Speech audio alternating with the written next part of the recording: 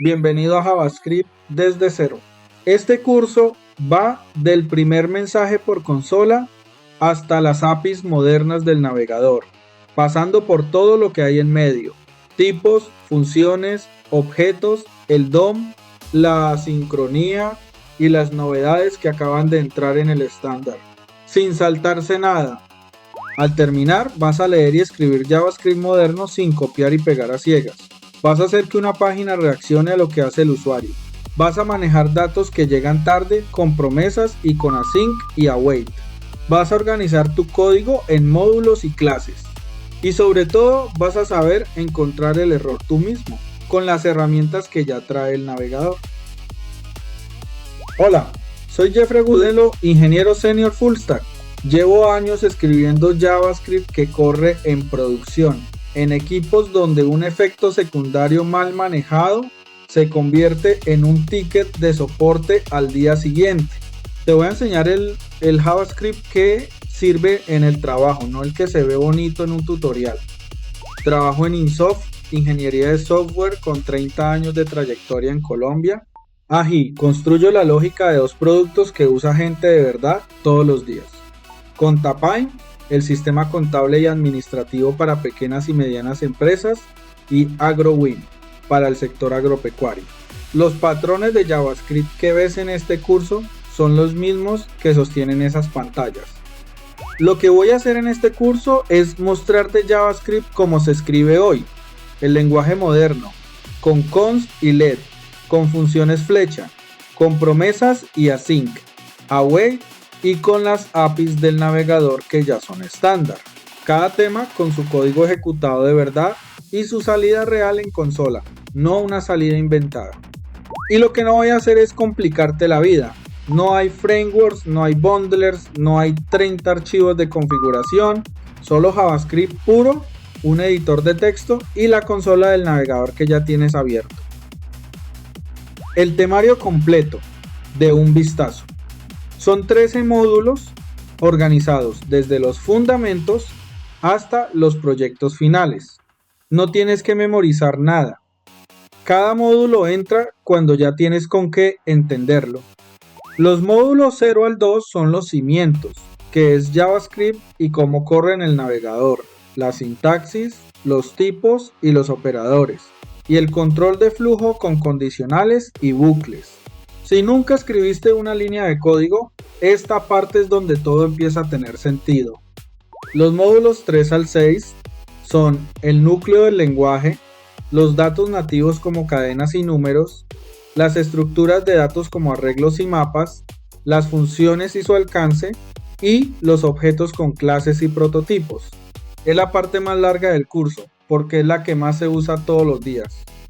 Los módulos 7 al 9 son el navegador, manipular el DOM y reaccionar a eventos, entender la sincronía con promesas y async, await y usar las APIs nativas, peticiones de red, almacenamiento, geolocalización, Canvas y más. Aquí el código deja de vivir solo en la consola y empieza a mover la página. Y los últimos 4 módulos son el oficio, tecnologías históricas que vas a encontrar en código ajeno, depuración y manejo de errores. Y para cerrar, proyectos completos y una tabla de referencia rápida. Ese es el temario entero, sin saltarse nada. Empecemos por lo básico, que es JavaScript y por qué lo vas a necesitar si quieres hacer cualquier cosa en la web. Una página web se construye con 3 lenguajes que hacen cosas distintas. HTML pone la estructura que hay en la página, CSS pone la apariencia, cómo se ve, y JavaScript pone el comportamiento, qué ocurre cuando el usuario hace algo. Sin JavaScript, la página es un documento, con JavaScript es un programa. Y esta es la primera línea que vas a escribir. Console.log imprime un mensaje en la consola del navegador. No cambia la página ni la ve el visitante. Es la forma que tienes de hablar contigo mismo mientras programas y la vas a usar en todo el curso. JavaScript nació en 1995. Brenda Knight lo escribió en 10 días para Netscape y esa prisa explica varias rarezas que verás más adelante. En el 97 se estandarizó con el nombre de ECMAScript. En 2015 llegó S6, que cambió el lenguaje entero, y desde entonces sale una versión nueva cada año, en junio. Quien decide que entra es un comité llamado TC39 y lo hace por etapas. Etapa 0, alguien propone la idea. Etapa 1, se define el problema. Etapa 2, ya hay sintaxis escrita. Etapa 3, está lista y se buscan navegadores que la implementen. Y etapa 4, entra en el estándar. Cuando leas que algo está en etapa 3, significa que puedes empezar a mirarlo, pero todavía puede cambiar. Estas 3 líneas resumen 20 años. Arriba, E5, variables con var y funciones escritas a la antigua, concatenando con el signo más. En medio, ese es el salto grande de 2015, const, funciones flecha y plantillas de texto. Y abajo, lo que ha llegado después, el encadenamiento opcional y la fusión de nulos, que eliminan líneas y líneas de código defensivo. Todo lo de arriba sigue funcionando, pero vas a escribirlo de abajo. El código puede ir de dos formas: en línea, escrito dentro de la propia página entre etiquetas, script, sirve para una prueba rápida, o en un archivo aparte, que se enlaza con el atributo src. Esta segunda es la que vas a usar siempre. Separa el comportamiento de la estructura y el navegador puede guardarlo en cache. Y aquí está la diferencia que más problemas causa. Un script sin atributos detiene la construcción de la página. El navegador para, lo descarga, lo ejecuta y solo entonces sigue. Con defer, en cambio, lo descarga en paralelo sin frenar nada y lo ejecuta al final, cuando la página ya está montada, respetando el orden en que los escribiste. Pon defer y te ahorras la mitad de los errores de principiante. Para ver lo que hace tu código, tienes la consola, y no es solo un log. Console.log acepta varios valores a la vez y los muestra con su forma, los números como números y los objetos desplegables. Info, word y error dicen lo mismo pero con intención distinta, y el navegador los pinta de colores para que los distingas de un vistazo. Y console.table dibuja una tabla de verdad cuando le pasas una lista. Vas a ver otras salidas en tutoriales antiguos. Alert abre un cartel que congela la página hasta que el usuario acepte. No lo uses. Document.write borra la página entera si se ejecuta tarde. Para escribir en la página de verdad tienes dos: text content, que mete texto plano y es siempre seguro, e inner HTML, que interpreta etiquetas y por eso mismo es peligroso si el texto viene de fuera. Y esta es la diferencia entre las dos, con el mismo dato en las dos. Con text content las etiquetas se ven tal cual, como texto. El navegador no las interpreta. Con inner HTML, en cambio, se convierten en negrita de verdad. Por eso inner HTML es cómodo y a la vez peligroso. Si ese texto viene de un usuario, le estás dejando meter etiquetas en tu página. Y este es el patrón que se repite en toda la programación del navegador, en 3 pasos. Primero, buscas los elementos con los que vas a trabajar. Segundo, te pones a escuchar un evento. Aquí, el clic sobre el botón. Y tercero, cuando ese evento ocurre, cambias algo de la página. Buscar, escuchar, cambiar. Todo lo demás son variaciones de esto. Todo programa necesita guardar datos con un nombre. En JavaScript hay 3 formas de hacerlo y solo 2 deberías usar. La regla práctica es sencilla. Empieza siempre con cons. Cons significa que no vas a reasignar ese nombre. Y eso ya le cuenta a quien lea tu código que ese valor se queda quieto. Solo cambias a let cuando de verdad necesites reasignarlo, como un contador. Y var es la forma antigua, la vas a ver en código viejo pero no la escribas. Ojo con una confusión muy común. Cons no significa que el valor sea inmutable.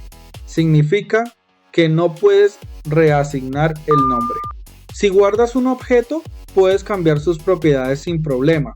Lo que no puedes es apuntar ese mismo nombre a otro objeto distinto.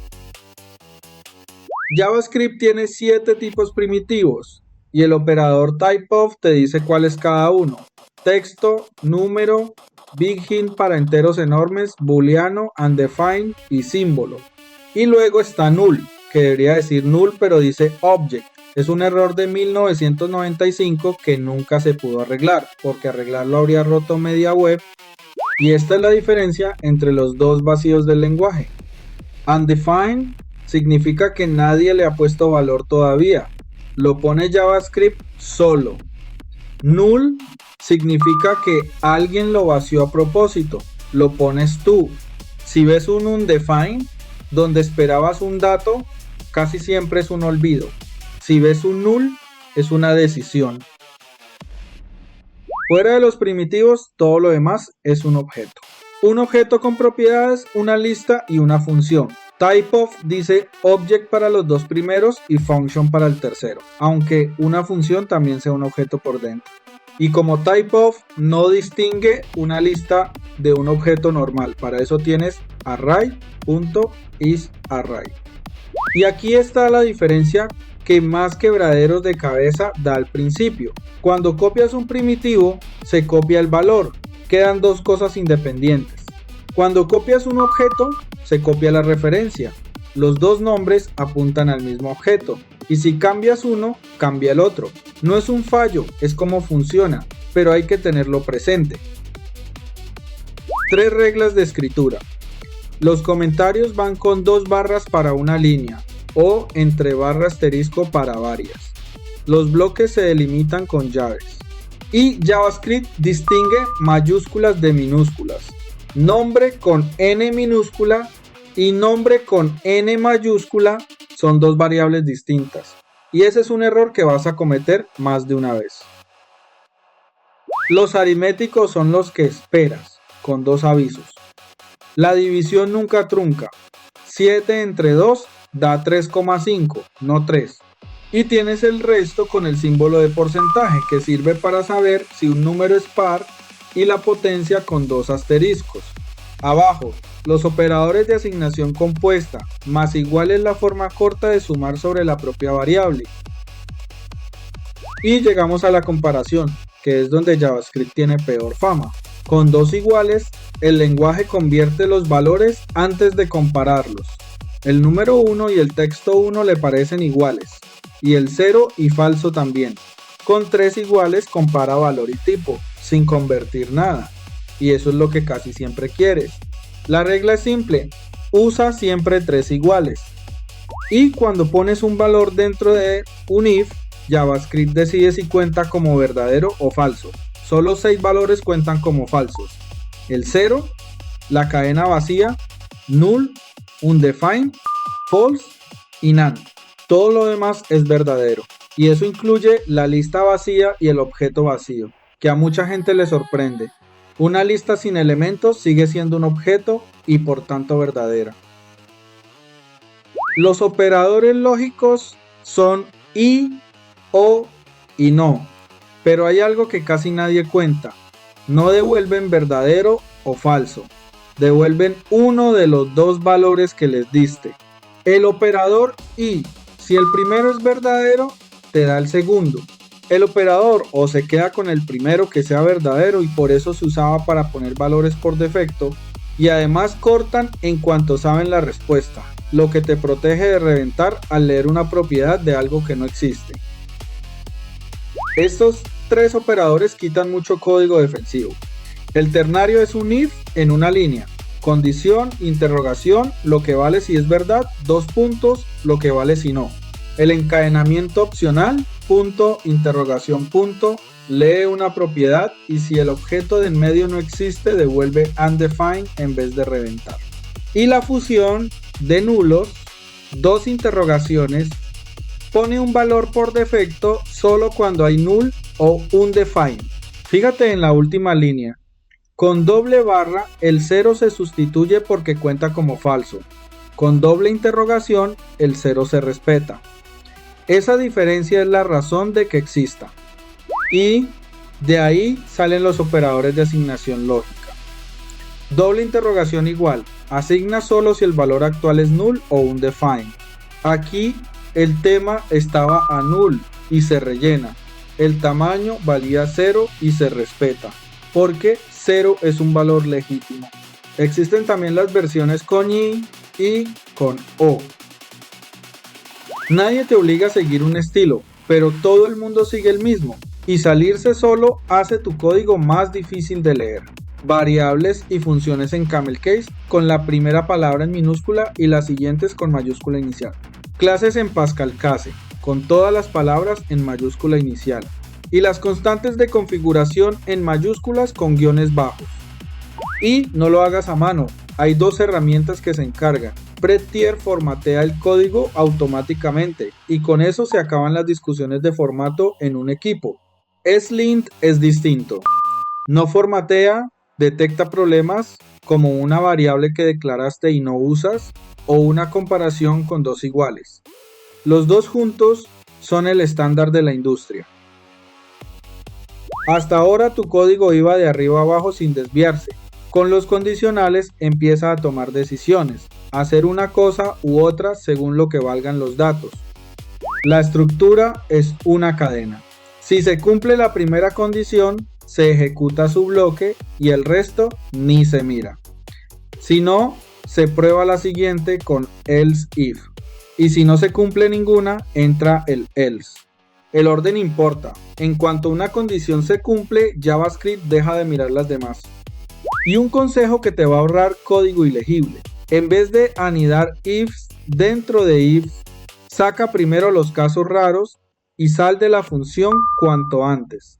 A eso se le llama cláusula de guarda. El caso normal se queda al final, sin sangría y sin anidamiento, que es donde se lee mejor. Cuando comparas la misma variable contra muchos valores, switch se lee mejor que una cadena de else if. Cada case es un valor posible y compara con tres iguales, sin conversiones. Dos cases seguidos sin nada en medio comparten el mismo bloque, como aquí sábado y domingo. Y default es el caso que recoge todo lo demás. Y aquí está la trampa clásica del switch. Si olvidas el break, la ejecución no se detiene. Sigue cayendo por los casos siguientes y los ejecuta todos. Fíjate en la salida. Imprime rojo y también verde, aunque el color solo era rojo. A veces se usa a propósito, pero casi siempre es un olvido. 3 bucles para 3 situaciones. For, cuando sabes cuántas vueltas vas a dar, tiene el arranque, la condición y el incremento en la misma línea. While, cuando no lo sabes y dependes de una condición que va cambiando. Y do while, que es igual que el while, pero ejecuta el bloque al menos una vez antes de comprobar nada, porque la condición está al final. Dentro de un bucle tienes dos formas de alterar el recorrido. Break sale del bucle entero. En el primer ejemplo, llega al 4 y se acaba. Así que solo imprime 1, 2 y 3. Continúe. En cambio solo se salta esa vuelta y sigue con la siguiente. En el segundo ejemplo se salta los pares e imprime 1, 3 y 5. For in recorre las claves de un objeto. En cada vuelta te da el nombre de la propiedad y con él accedes al valor entre corchetes. Pero cuidado con usarlo en una lista. Te va a dar los índices, no los valores, y además como texto, no como número. Para listas hay algo mejor, y es lo siguiente que vamos a ver. For of recorre los valores y funciona sobre todo lo que sea iterable. Listas, textos, letra a letra. Map set. Es el que vas a usar el 90% de las veces.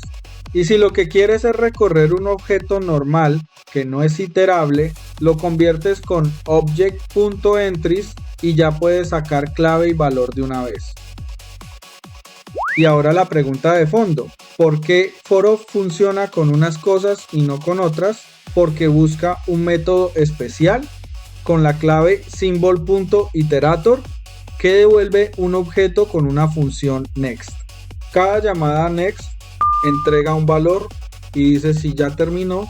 Si tú se lo pones a tu propio objeto, tu objeto pasa a ser iterable, funciona con for of y también con los 3 puntos para volcarlo en una lista. Eso no es magia del lenguaje, es un contrato que puedes implementar. El texto es el dato más común de cualquier programa. Vamos con los métodos que vas a usar todos los días para manipularlo. Length te da cuántos caracteres hay. Trim quita los espacios de los extremos y es el primero que aplicas a cualquier dato que venga de un formulario.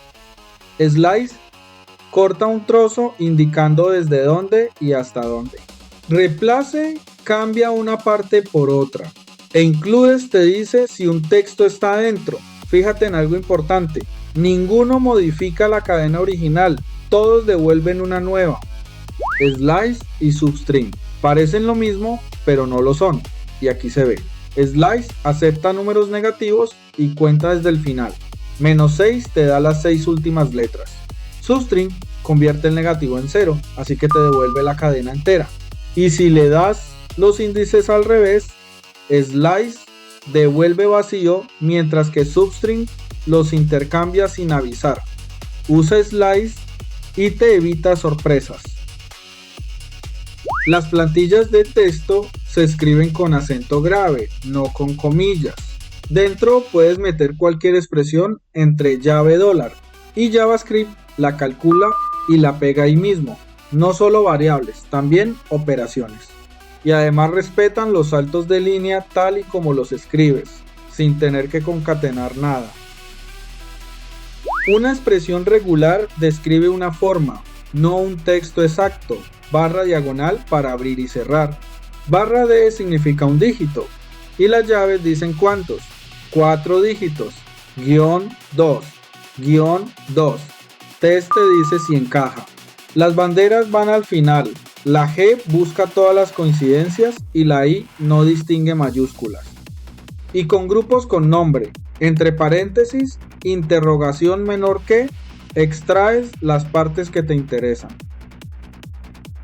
Y aquí está la trampa más famosa del lenguaje, que además no es culpa de JavaScript. 0,1 más 0,2 no da 0,3.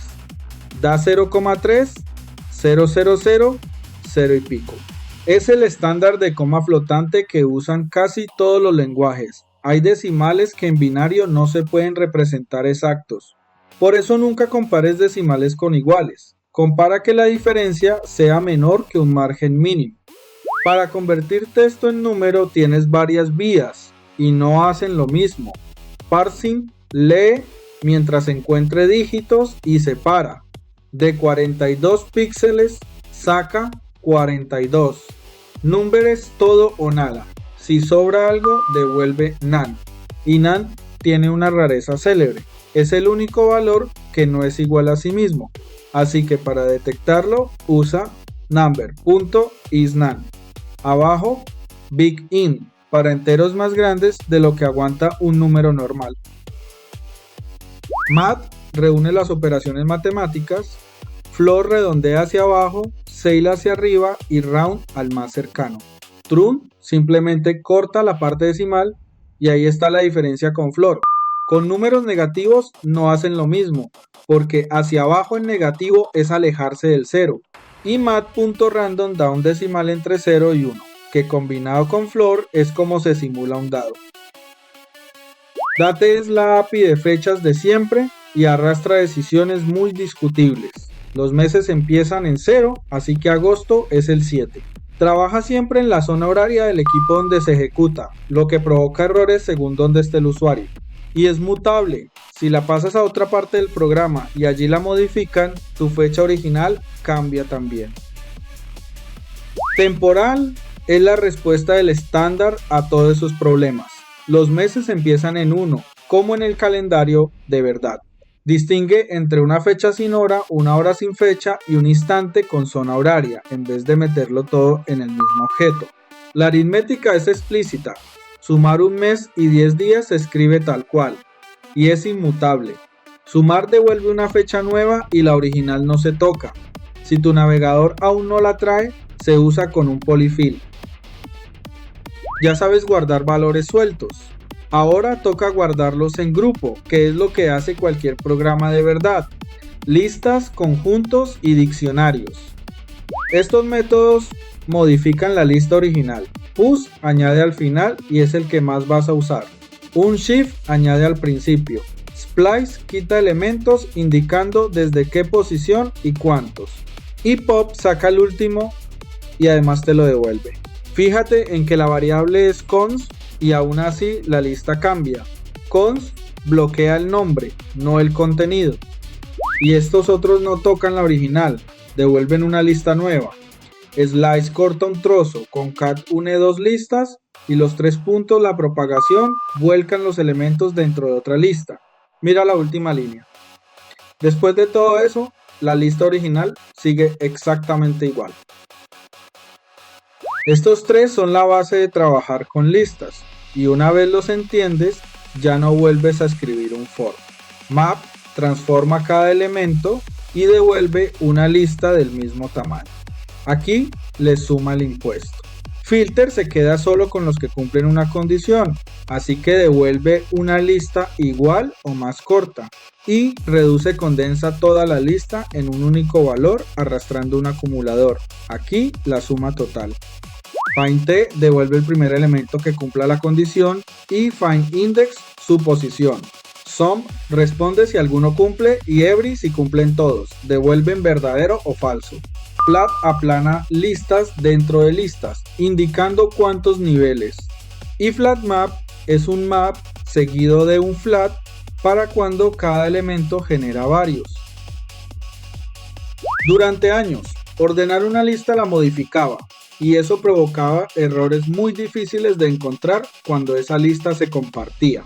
Ahora hay versiones que devuelven una copia, tu sorted para ordenar, tu reverset para invertir, tu splice para quitar y with para cambiar un elemento por su índice. Fíjate en la última línea. El sort de toda la vida sí modifica la original. Los arrays con tipo trabajan sobre memoria cruda, con un tamaño fijo por elemento. Un uint 8 array guarda enteros de 8 bits. Si le metes 256, que ya no cabe, da la vuelta a 0. Debajo está el array buffer, que es la memoria en bruto, y sobre él puedes poner varias vistas. Los mismos 4 bytes leídos como un entero de 32 bits o como 4 de 8. Esto se usa con imágenes, audio, WebGL y ficheros binarios. Un set es una colección que no admite repetidos. Si metes el mismo valor 2 veces, se queda 1. De ahí sale el truco más usado para quitar duplicados de una lista. La conviertes en set y la vuelves a volcar en una lista con los 3 puntos. Y desde hace poco trae las operaciones de conjuntos de toda la vida. Intersección, unión, diferencia. Un map es un diccionario de clave y valor, pero a diferencia de un objeto normal, la clave puede ser cualquier cosa, un objeto, un número, una función. En un objeto corriente, toda clave acaba convertida en texto, como se ve abajo. Guardas con el número 42 y al leer las claves te devuelve el texto 42. Además, el map conserva el orden de inserción y sabe su tamaño de un vistazo. Weakmap y Weakset se parecen a map y set con 2 diferencias importantes. La clave solo puede ser un objeto y la referencia es débil. Si nadie más usa ese objeto, el recolector de basura puede liberarlo aunque siga dentro de la colección. Por eso no se pueden recorrer ni tienen tamaño. Su contenido puede desaparecer en cualquier momento. Sirven para asociar datos a un objeto sin impedir que se libere, como una caché.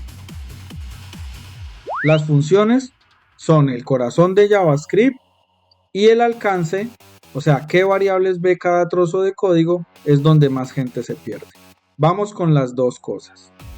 Una función declarada con la palabra function al principio de la línea se puede llamar antes de escribirla. JavaScript la sube al principio del ámbito. Una función guardada en una variable. En cambio, no existe hasta que esa línea se ejecuta. Por eso la primera llamada funciona, aunque la función esté escrita más abajo. La función flecha es más corta. Si el cuerpo es una sola expresión, devuelve su valor sin escribir return. Pero la diferencia de fondo no es la sintaxis, es el this. Una función normal crea su propio this, que dentro de otra función se pierde y queda indefinido. La flecha no crea this, usa el del sitio donde la escribiste. Por eso la segunda sí sabe el nombre del equipo y la primera no. Un parámetro puede tener valor por defecto, que se usa solo si no le pasas nada. Y con los 3 puntos delante del último parámetro, el res, recoges todos los argumentos que sobren en una lista de verdad, con todos sus métodos. Esto sustituye al viejo objeto arguments, que parecía una lista pero no lo era. Un closure es una función que se lleva consigo las variables del sitio donde nació. Aquí, contador declara una cuenta y devuelve una función que la incrementa. Cuando contador termina, esa cuenta debería desaparecer, pero no lo hace. La función de vuelta la mantiene viva. Por eso las 3 llamadas dan 1, 2 y 3. Y fíjate en lo último, cada vez que llamas a contador, se crea un entorno nuevo e independiente. Así que el segundo contador empieza otra vez en 1. 3 patrones que vas a encontrarte constantemente. El IEFE es una función que se define y se ejecuta en el acto, y servía para no ensuciar el ámbito global antes de que existieran los módulos. El currying es una función que devuelve otra función ya con parte de los datos fijados. Multiplicar por 3 se convierte en una herramienta reutilizable. Y la recursión es una función que se llama a sí misma. Lo importante ahí es el caso de parada, porque sin él se queda dando vueltas hasta reventar. Y aquí está la razón de fondo para no usar var. Las llaves de un if o de un for crean un bloque y let y cons se quedan encerradas dentro. Var no, se escapa del bloque y queda disponible fuera, como se ve en la primera línea. Al intentar leer la variable declarada con let fuera de su bloque, el programa lanza un error de referencia. JavaScript reserva las declaraciones antes de ejecutar el código, a eso se le llama hoisting. Con var, la variable existe desde el principio, pero sin valor, así que leerla antes de tiempo te da undefined, que es peor que un error porque el programa sigue con un dato falso. Con let y cons la variable también se reserva, pero está en la zona muerta temporal. Leerla antes de su línea lanza un error de referencia. Fallar pronto y claro es mejor que arrastrar un undefined. Cuando usas una variable, JavaScript la busca en el ámbito actual. Si no está, sube al de fuera y así hasta el global. Esa escalera es la cadena de ámbitos. La función de dentro ve las 3 variables porque están todas en su camino hacia arriba, pero al revés no funciona. Desde fuera no se ve lo que hay dentro y el intento da error de referencia. La búsqueda va hacia afuera, nunca hacia adentro. setTimeout ejecuta algo más tarde y setInterval lo repite cada cierto tiempo. Pero fíjate en el orden de la salida. Aunque el timeout sea de 0 milisegundos, se imprime el tercero. 0 no significa ya, significa en cuanto termine todo lo que hay pendiente. Y el interval no para solo, hay que guardarse el identificador y llamar a clearInterval, o seguirá ejecutándose para siempre. Para animar no uses setInterval, usa requestAnimationFrame. La diferencia es que el navegador te llama justo antes de repintar, sincronizado con la pantalla, así que la animación va fluida y no se salta fotogramas. Y además, si el usuario cambia de pestaña, se pausa solo y deja de gastar batería. Cada paso vuelve a pedir el siguiente y se para cuando quieres que pare. Casi todo en JavaScript es un objeto. Vamos a ver cómo se construyen, cómo heredan unos de otros y hasta cómo interceptar lo que les pasa. 3 atajos que se usan constantemente. Si la propiedad se llama igual que la variable, escribes el nombre una sola vez. Si la clave está en una variable, la pones entre corchetes y se calcula al vuelo. Y los métodos se escriben sin la palabra function. Dentro del método, this apunta al propio objeto.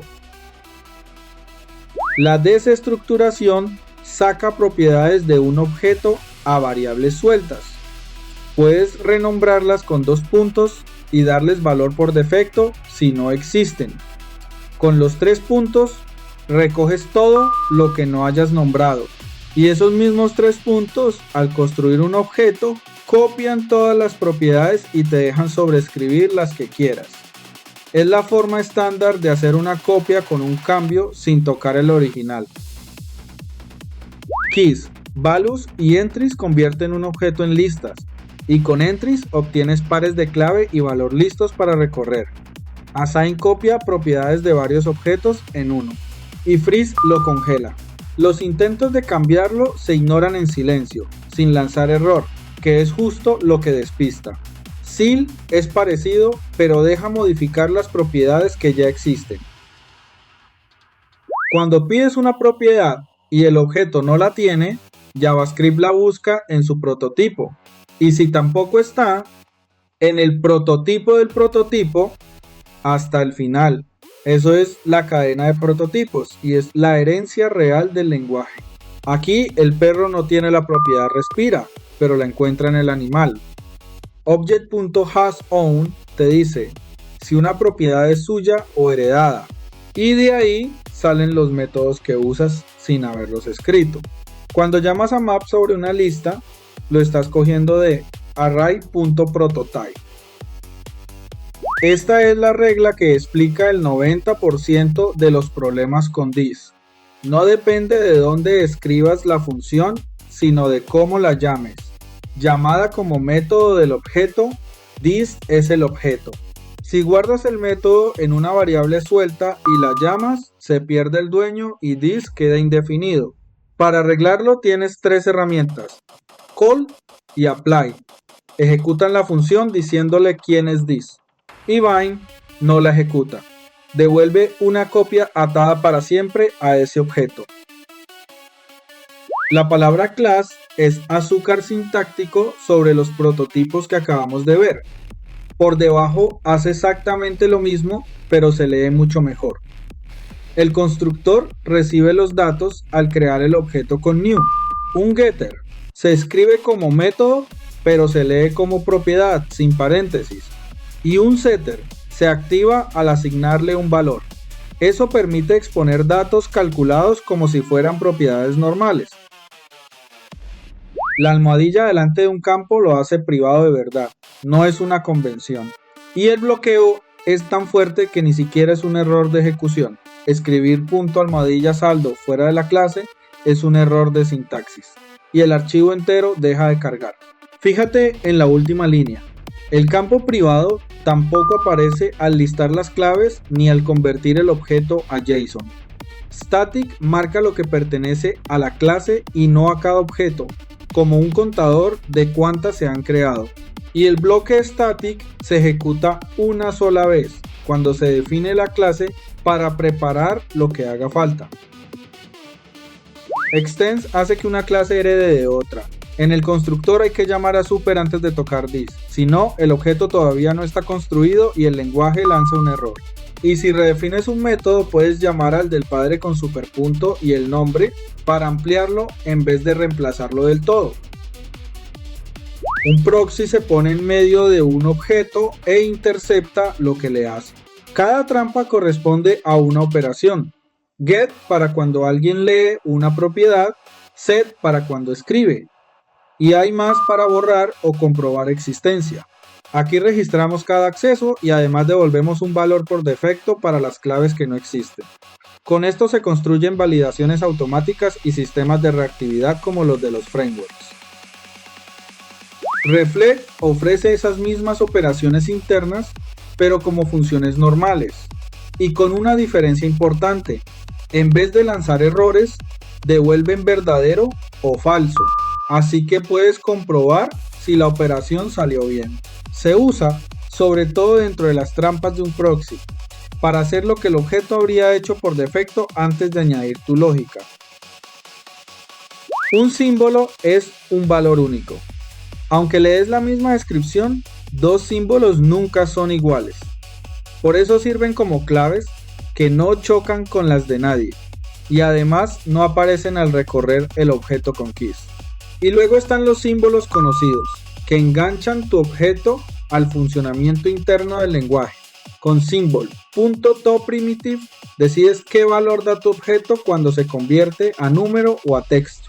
Con symbol.iterator, que ya vimos, decides cómo se recorre. Hasta ahora todo pasaba en la consola. A partir de aquí tocamos la página de verdad. Y para eso hay que entender qué es el DOM. Cuando el navegador lee tu HTML, no se queda con el texto. Construye un árbol de objetos, donde cada etiqueta es un nodo con propiedades y métodos. Eso es el DOM. Y como son objetos de JavaScript normales, puedes leerlos y modificarlos, y la página cambia al instante. Query Selector acepta cualquier selector de CSS y te devuelve el primer elemento que encaje. Query Selector All te los devuelve todos. Con esos dos cubres casi todo. GetElementById existe desde siempre y es algo más rápido, pero solo sirve para identificadores. Ojo con una trampa. Query Selectoral no devuelve una lista de verdad, sino una nodelist. Así que si quieres usar map o filter, conviértela antes con los 3 puntos. TextContent cambia el texto. SetAttribute y GetAttribute leen y escriben cualquier atributo. Y para las clases tienes ClassList, que es mucho mejor que manipular la cadena a mano. Add añade, remove, quita, toggle la pone si no está y la quita si está. Y contains pregunta. Ese toggle es el que usas para un modo oscuro o un menú que se abre y se cierra. CreateElement crea un elemento nuevo que todavía no está en la página. Le pones el contenido y lo insertas con AppendChild, que lo mete al final del padre. Para quitarlo, el propio nodo tiene un método remove que se encarga. Y un consejo de rendimiento: si vas a insertar muchos elementos, no lo hagas de uno en uno dentro del bucle sobre la página, móntalos aparte y mételos de una vez. Desde cualquier nodo puedes moverte a sus vecinos, al padre, al hermano anterior, al siguiente, al primer o último hijo.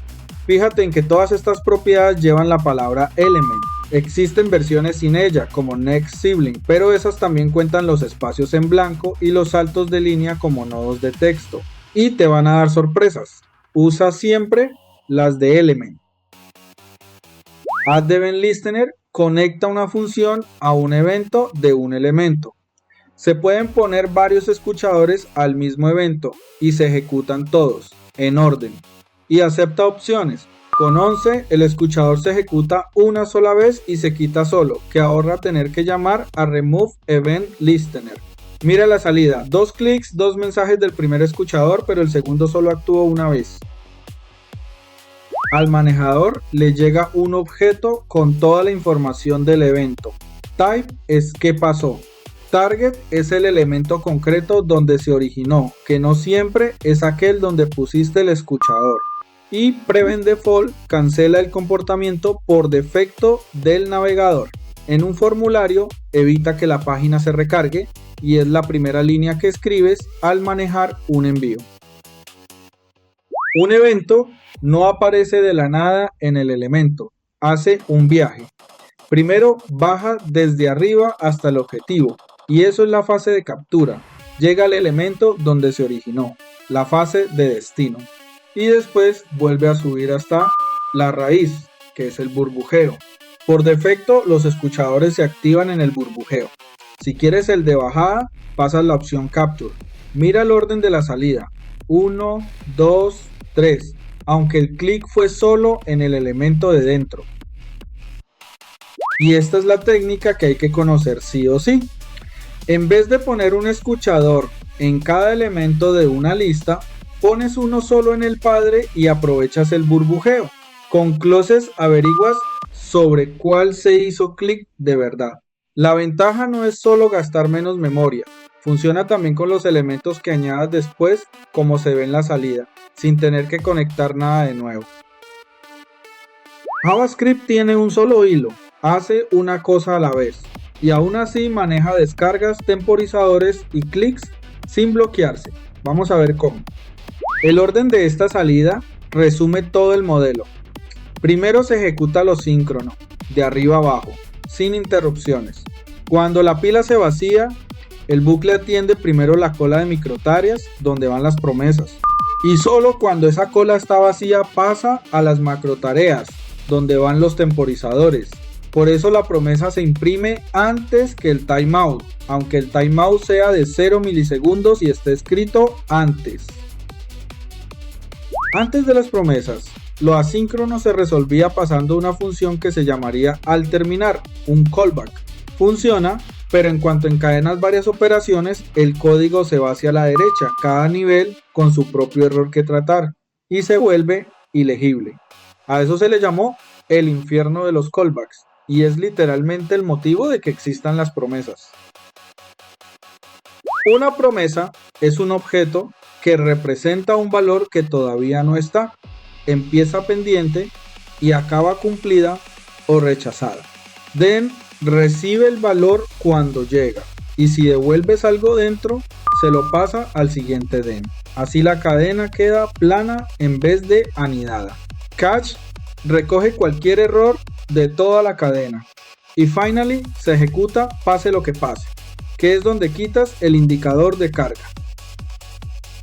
4 formas de combinar promesas y elegir mal es un error común.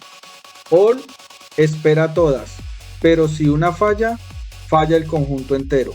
All settle espera todas y te cuenta cómo fue cada una sin cancelar nada. Es la que quieres cuando los fallos parciales son aceptables. Race se queda con la primera que termine, sea bien o mal, y sirve para poner un tiempo límite. Y Any se queda con la primera que salga bien, ignorando las que fallen. Async y await son azúcar sobre las promesas y hacen que el código asíncrono se lea de arriba abajo, como el normal. Await pausa la función hasta que la promesa se resuelva, y los errores se cogen con try catch de toda la vida. Pero cuidado con un error muy frecuente. 2 await seguidos se ejecutan en serie, uno tras otro. Si las dos operaciones son independientes, lánzalas a la vez con promise.all y espera una sola vez. Y dentro de un módulo puedes usar await directamente, sin envolverlo en una función. JSON es el formato en el que viajan los datos por la red. Stringify convierte un objeto en texto, y ojo con lo que se pierde. Las funciones y los undefined desaparecen sin avisar y las fechas se convierten en texto, así que al recuperarlas ya no son fechas. El tercer parámetro le pone sangría para que se lea. Con un replacer eliges qué propiedades se serializan, útil para no exponer datos sensibles. Y con un reviver transformas los valores al leerlos, por ejemplo para reconstruir esas fechas. Un módulo exporta lo que quiere compartir. Los exports nombrados se importan entre llaves y el nombre debe coincidir exactamente. El export default es uno solo por archivo, se importa sin llaves y el nombre se lo pones tú, que es a la vez cómodo y peligroso, porque el mismo módulo puede acabar llamándose de 3 formas distintas en 3 archivos. También puedes traértelo todo con asteriscos dentro de un objeto.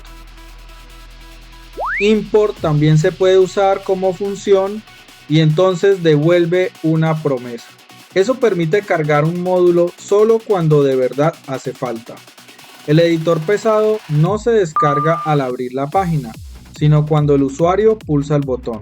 Es la base de la carga diferida y de dividir el código en trozos, y es de las cosas que más se notan en el tiempo de carga inicial. Vas a encontrarte 2 sistemas de módulos. CommonJS con require y module.exports es el de Node de toda la vida. Carga de forma síncrona y se resuelve mientras el programa corre. Así que puedes poner un require dentro de un if. ESM con import y export es el estándar y funciona igual en el navegador y en Node.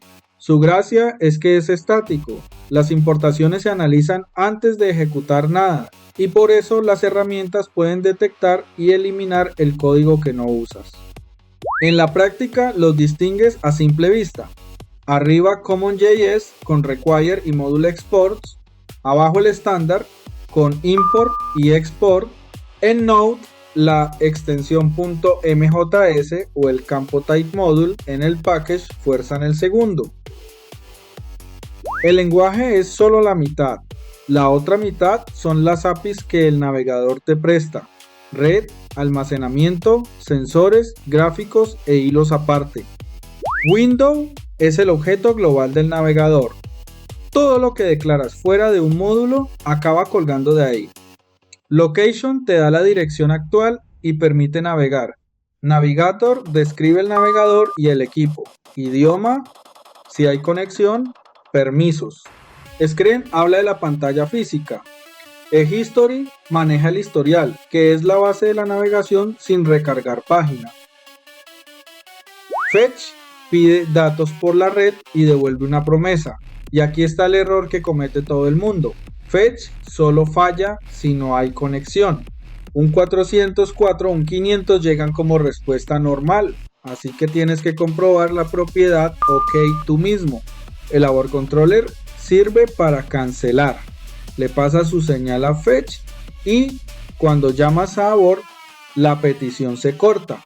Combinado con un temporizador es como se pone un tiempo límite. Local Storage guarda datos en el navegador y sobreviven al cierre. Session Storage se borra al cerrar la pestaña. Los dos tienen la misma limitación, solo guardan texto. Si le pasas un objeto sin convertirlo, lo convierte él a su manera y te queda el famoso object que no sirve para nada. Por eso siempre van con JSON Stringify al escribir y JSON Parse al leer. Y nunca guardes ahí datos sensibles, cualquier script de la página puede leerlos. La geolocalización pide permiso al usuario y ese cartel lo controla el navegador, no tu código. Si acepta, llega a la primera función con latitud, longitud y una precisión en metros que conviene mirar. En un portátil sin GPS puede ser de kilómetros. Si rechaza o falla, entra la segunda. Nunca es por hecho que va a decir que sí. Arrastrar y soltar tiene 3 eventos clave.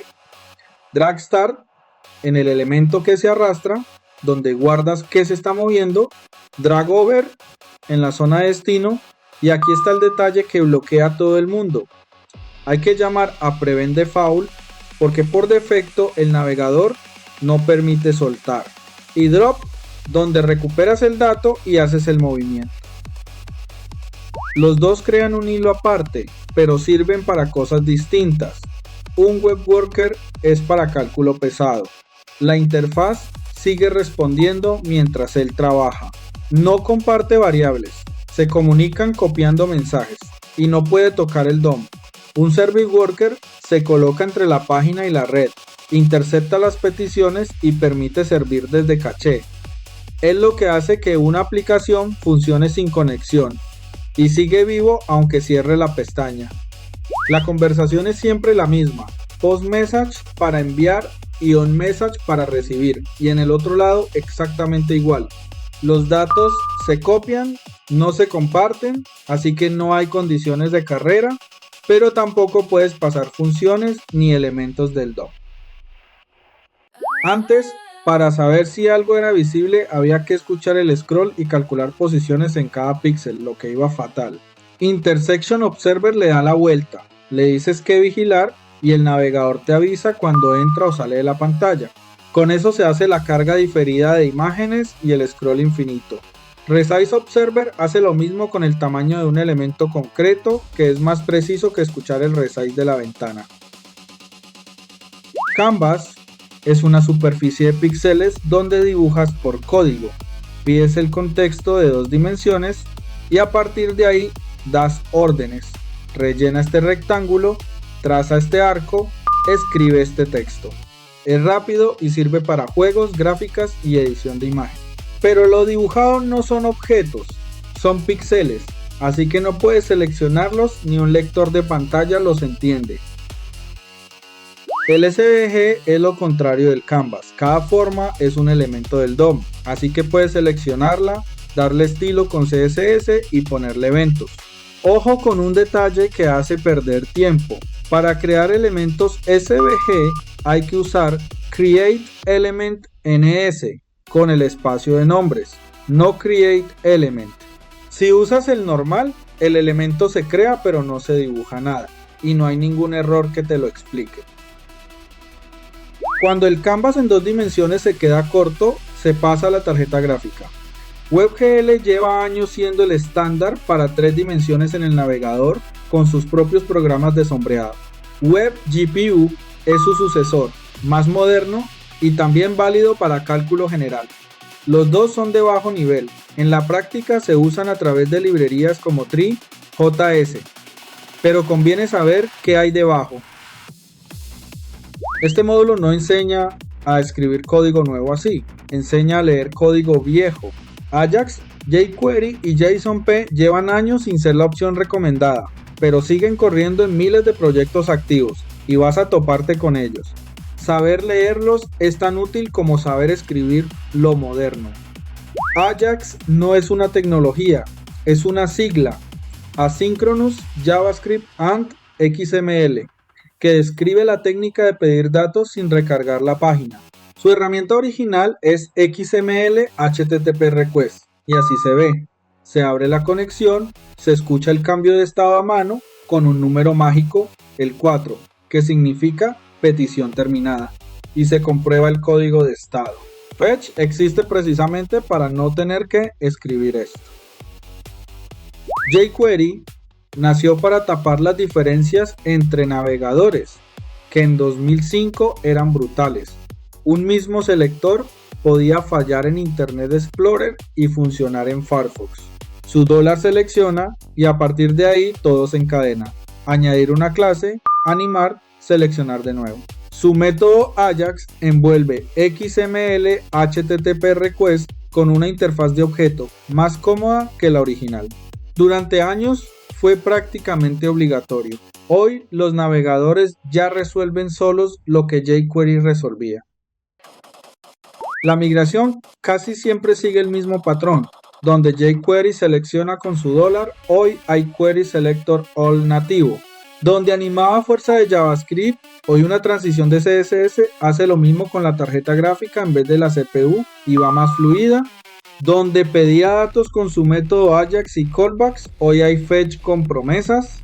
La única pieza que no tiene un reemplazo de una línea es la delegación de eventos. Hay que escribirla a mano comprobando el target dentro del listener. La política de mismo origen impide que una página pida datos a un dominio distinto por XML HTTP Request, y antes de que existiera CORS no había forma de saltarse esa regla. JSONP explotaba un hueco legal. Una etiqueta script sí puede cargar de cualquier dominio. El servidor, en vez de devolver JSON puro, devolvía una llamada a una función que tú ya tenías declarada, con los datos como argumento. Funcionaba, pero solo servía para leer, nunca para enviar. Y ejecutar lo que mande un servidor ajeno es un riesgo de seguridad real. CORS lo dejó obsoleto, y hoy solo aparecen APIs muy viejas que nunca se actualizaron. Un error sin manejar detiene la ejecución del script completo, no solo de la función donde ocurrió. Este módulo es sobre no dejar que eso pase y sobre las herramientas del navegador para encontrar el error antes de que lo encuentre el usuario. Throw lanza un error a propósito y siempre con un objeto error, no con texto suelto, porque error trae mensaje y pila de llamadas. Trae prueba código que puede fallar. Catch recibe el error si algo salió mal. Y ahí es donde decides qué hacer. Reintentar, avisar al usuario o registrar el fallo. Finally se ejecuta siempre, haya habido error o no, y es el sitio para liberar recursos como cerrar una conexión. Distinguir el tipo de error ahorra tiempo de depuración, porque cada uno apunta a una causa distinta. Syntax error es texto mal formado, típico al parsear JSON que llegó incompleto. Type error es la operación sobre un tipo que no la soporta, como leer una propiedad de null, el error más común de todos. Reference error es un nombre que no existe en ningún alcance visible. Range error es un valor fuera de su rango válido, como el tamaño de un array. Y URI error aparece al usar mal de code URI component con texto que no es una URL válida. La consola no es solo para console. Log, console. Table imprime arrays de objetos como tabla, console. Group agrupa mensajes relacionados y se pueden colapsar. Y console. Time mide cuánto tarda un bloque de código. Pero el panel que de verdad cambia cómo depuras es sources. Ahí ves el código tal como lo interpreta el navegador.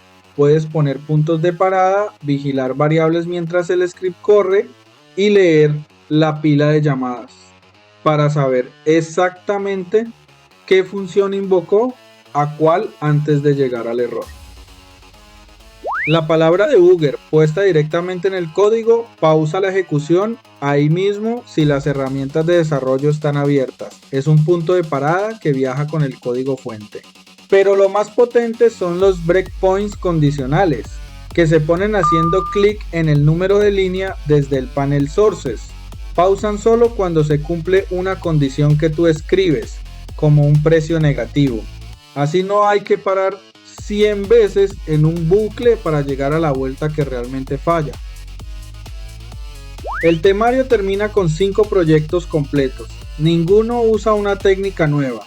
Cada uno es una excusa para juntar piezas que ya viste por separado, que es exactamente lo que vas a hacer en un trabajo real.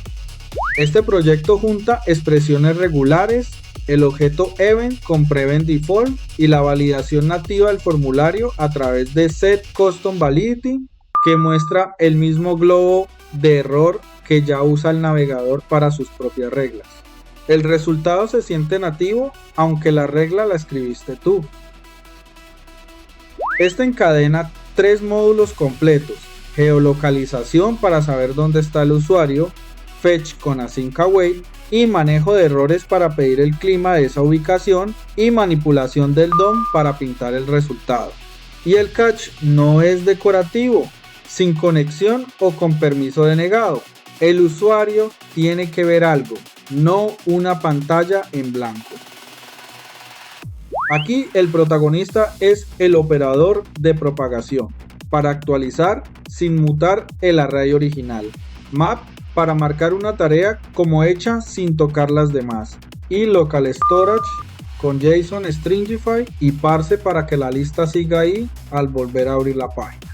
El operador de coalescencia nula resuelve el primer arranque, cuando todavía no hay nada guardado. Este junta fetch para traer métricas reales, canvas para dibujarlas como barras y setInterval para refrescar cada 5 segundos sin que el usuario recargue nada. El detalle que se le olvida a todo el mundo es clearRec antes de volver a dibujar. Si no limpias el lienzo, las barras viejas se quedan pintadas debajo de las nuevas. Este cierra el círculo del temario. Drag and drop para mover tarjetas entre columnas. El operador de propagación para convertir el resultado de query selector all en un array de verdad y poder usar map. Y local storage para que el orden del tablero no se pierda al recargar. Nada de esto es una técnica nueva. Es todo lo que ya sabes en un solo archivo. Nadie memoriza la firma exacta de cada método. Lo que se memoriza es dónde buscarla rápido.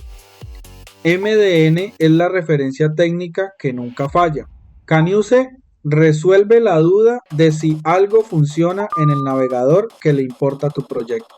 Y antes de abrir un editor entero, la propia consola del navegador sirve para probar una línea suelta. La práctica constante es lo único que convierte esta lista en memoria de verdad.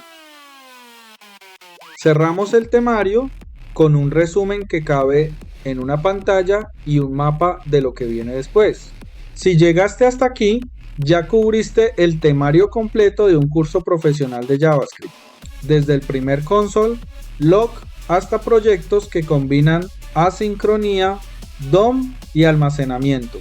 Lo que te queda es practicar, construir tu propio proyecto y presentarlo. 10 cosas que ya sabes hacer y que antes de empezar no sabías. Escribir un script que corre en el navegador y manipula la página en tiempo real. Distinguir let, const y el alcance de bloque. Y explicar por qué var ya casi no se usa. Trabajar con arrays y objetos usando los métodos funcionales. Map, filter, reduce. Escribir funciones flecha, closures y entender el dis dinámico frente al léxico. Construir clases con herencia, campos privados y getters. Seleccionar y modificar el DOM. Y reaccionar a eventos con delegación. Manejar asincronía con promesas y async await, sin caer en el infierno de callbacks. Consumir APIs del navegador, fetch, local storage, geolocalización, canvas. Leer y adaptar código antiguo con jQuery o Ajax clásico. Y depurar con breakpoint en vez de a base de console log por todos lados. Y 6 cosas que te quedan por aprender, que son el siguiente paso natural. TypeScript para que el propio lenguaje te avise de errores antes de ejecutar. Un framework como React, Vue o Svelte para organizar interfaces grandes. Node.js para usar el mismo lenguaje en el servidor. Herramientas de construcción como Byte o Svelte para empaquetar y optimizar. Testing automatizado para no depender solo de probar a mano. Y patrones de arquitectura para que un proyecto grande siga siendo mantenible dentro de un año. Cada uno de esos es un temario entero y varios los cubriremos en otros videos de esta serie. Sobre la certificación, una nota realista. La certificación profesional de JavaScript sola no existe. Lo que existe son certificaciones de desarrollador web de varias plataformas que cubren JavaScript junto con HTML, CSS y alguna herramienta más, y se obtienen tras un examen en línea con tiempo limitado. Son útiles, sobre todo si te las pide un reclutador, pero no reemplazan al portafolio. Los 5 proyectos que construiste en este módulo valen más que cualquier insignia. La certificación más importante es la tuya, haber terminado este temario y poder defender cada decisión de tu código. Y la despedida, que es lo único que queda después del resumen. Si llegaste hasta aquí, gracias por tu tiempo y por tu paciencia. Este temario es el mejor que puedo darte hoy y va a quedar viejo en algún momento porque JavaScript sigue cambiando cada año con nuevas versiones de ECMAScript. Vuelve a él cuando lo necesites. Úsalo como mapa, no como destino. Y cuando tengas una duda, abre la consola, escribe un console log y mira qué pasa de verdad en vez de asumirlo. El 80% de lo que necesitas ya está en este temario. El 20% restante es práctica, paciencia y tu propio criterio.